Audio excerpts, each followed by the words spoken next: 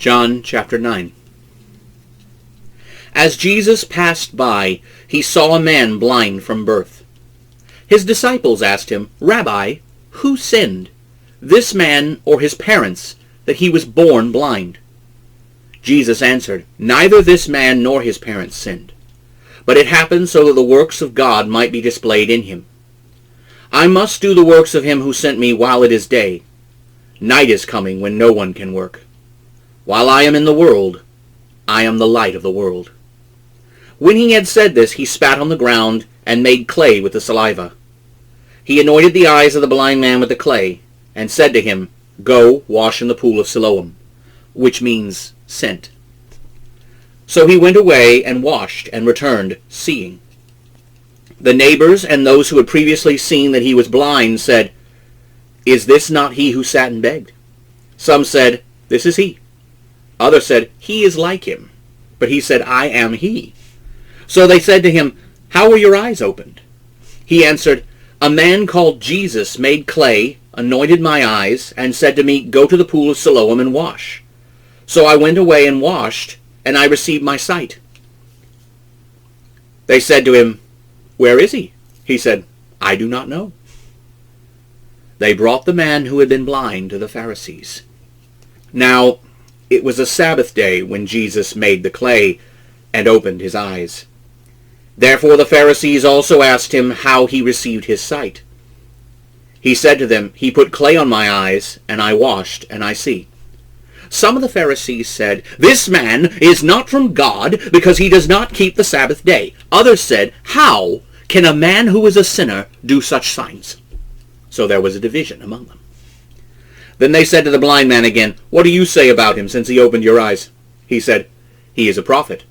But the Jews did not believe concerning him that he had been blind and received his sight, until they called the parents of the one who had received his sight. They asked them, "Is this your son whom you say was born blind?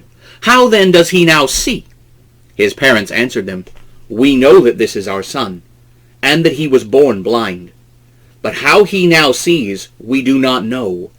Or who opened his eyes, we do not know. He is of age. Ask him. He will speak for himself." His parents said this because they feared the Jews.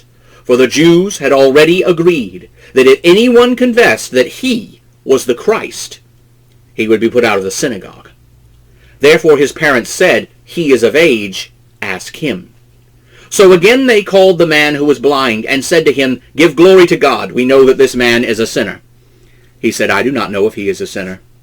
I know one thing. I was blind, but now I see." Then they said to him again, "What did he do to you? How did he open your eyes?" He answered them, "I told you already, and you did not listen. Why do you want to hear it again? Do you also want to become his disciples?" Then they insulted him and said, "You are his disciple, but we are Moses' disciples. We know that God has spoken to Moses. As for this fellow, we do not know where he is from." The man answered, "Well, here is an amazing thing.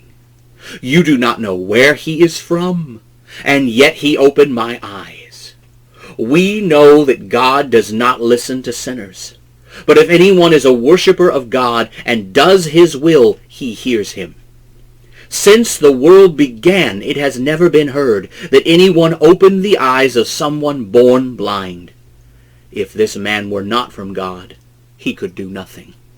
They answered him, "You were completely born in sin. Are you teaching us?" And they threw him out.